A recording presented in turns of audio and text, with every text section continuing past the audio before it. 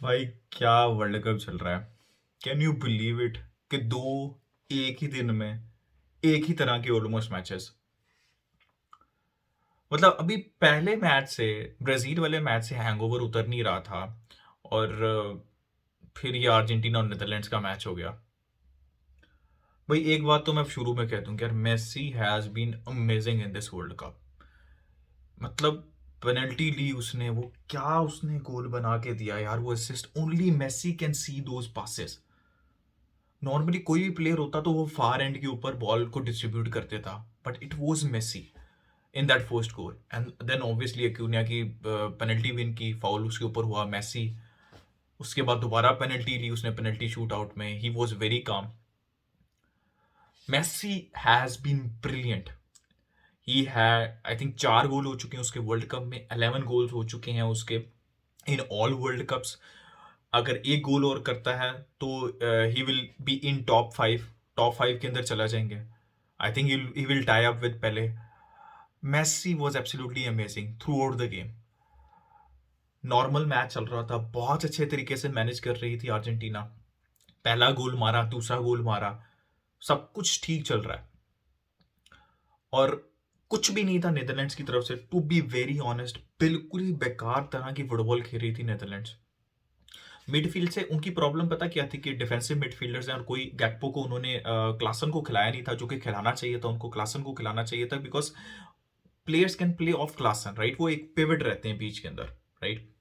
उस पिवट के ऊपर गाकपो को खिलाया हुआ था, और उसको आप थोड़ा सा लिमिट कर रहे थे। He should be on the wings, या फिर फॉरवर्ड होना चाहिए उसको।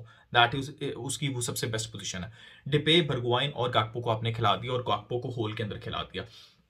तो मिडफील्ड के अंदर क्रिएटिविटी कोई नहीं थी यार। ऐसा लग रहा था कि कंप्लीट कंट्रोल था। उसके बाद क्या किया लुई वैन हाल ने, जो मैनचेस्टर यूनाइटेड के अंदर भी वो करते हैं। आपको फेलानी याद होगा, उसने दो जो है वो लड़के डाले आगे लंबे, और क्रॉसेस फेंकना शुरू कर दिए। पहला गोल हो गया। भाई, दूसरा गोल आखिरी सेकंड्स, इट वाज एब्सोल्युटली मतलब ridiculous from Paredes to give away that foul in that dangerous position. और बार बार अर्जेंटीना मतलब अच्छा गेम मैनेज कर रही थी, लेकिन गंदी जगहों के ऊपर जो है वो फ्री किक्स दे रही थी, सेट पीसेस दे रही थी। But that was absolutely amazing भाई। वो जो सेट पीस वाला गोल था, पहले पास करना, उसको कंट्रोल करना, उसको फिनिश करना। और भाई, हालात बुरे। अगर आपने मेरे हालात देखने हैं तो आप बाबा की जाके स्ट्रीम देख सकते हैं कि उसके बाद क्या हालात चल रहे थे, इवन पहले गोल के बाद भी। तो आप बाबा की स्ट्रीम पे जाके देख सकते हैं मेरा रिएक्शन। Extra time.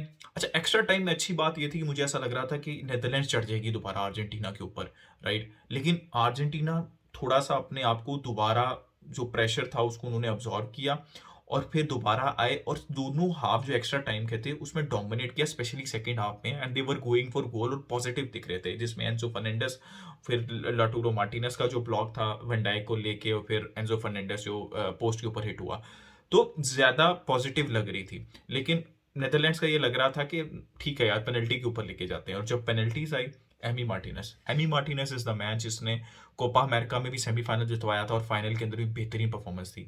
और Emi Martinez is the man when when there is a penalty shoot out. भाई, उसने जो वनडाई की पेनल्टी पहली सेव की थी ना, दैट्स सेट द टोन। इतनी बेहतरीन पेनल्टी थी वो भाई, इतनी हाइट थी उसके ऊपर, इतनी पावर थी, and that was absolutely world class save from Emi Martinez. भाई, किसी ना किसी तरीके से पहुंच गए भाई। लुटारो ने भी मार दी, अपने आप को रिडीम किया उसने। मेसी ने भी पेनल्टी मार दी फाइनली भाई। प्रॉब्लम अब ये है कि अकुनिया और I think Montiel will be suspended for the next game. Acuna was absolutely massive. और डिपॉल, जो लोग डिपॉल को क्रिटिसाइज करते हैं ना, जैसे ही डिपॉल गेम से गया, आपने देखा कि आपको उसकी कमी उसी टाइम महसूस हुई। De Paul is absolutely important for this team. उसका जो वर्क रेट है, वो जो स्पेसेस कवर करता है, वो जो बॉल को अपने पास रखता है, वो जो फिजिकलिटी लेके आता है, no one else can do that in this Argentina team. तो De Paul is absolutely important. Acuna will not be available. That will be a big miss for Argentina in the next match. But why Argentina versus Croatia? Modric versus Messi.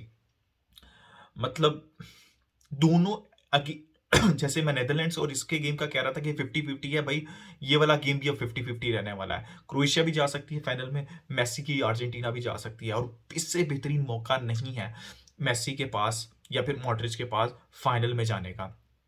अब final में obviously कुछ भी हो सकता है, मैं सिर्फ final में जाने की बात कर रहा हूँ। अभी देखते हैं कि कल जो मैचेस है उसमें क्या बनता है। ब्राजील आर आउट, उसके ऊपर हमने थोड़ी सी बात कर ली थी, लेकिन मैं जल्दी से बस ये बता देता हूँ, आई थिंक क्रोएशिया डिजर्व करती थी। देखो, मैं बहुत दफ़ा ये चीज़ एक्सप्लेन करता हूँ कि football is about composure, football is about defending, football is about, जैसे मैंने कहा, composure in the midfield, football is also about finishing, creating spaces.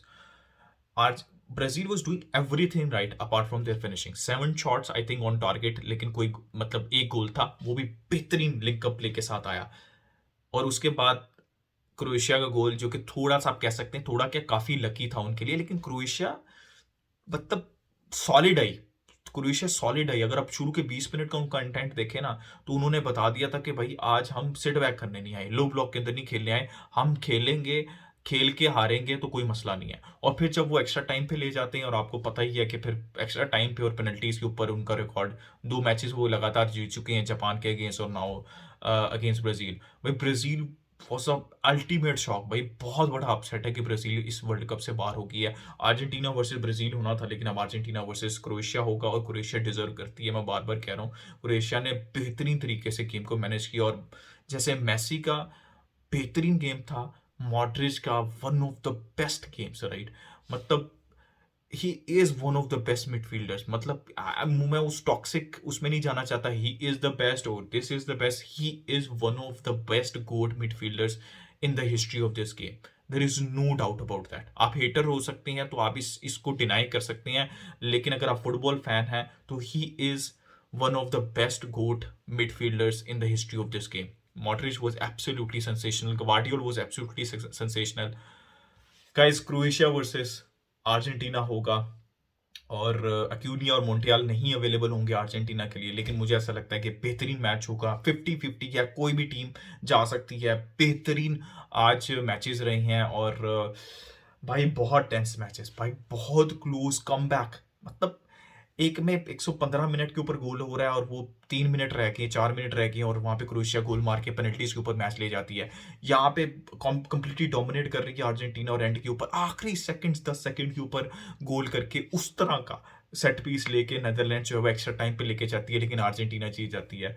But this is the best world cup. मैंने 2006 वर्ल्ड कप देखा है, 10 देखा है, 14, 18, 20। This is the best world cup ever right, this is the best world cup ever for me at least.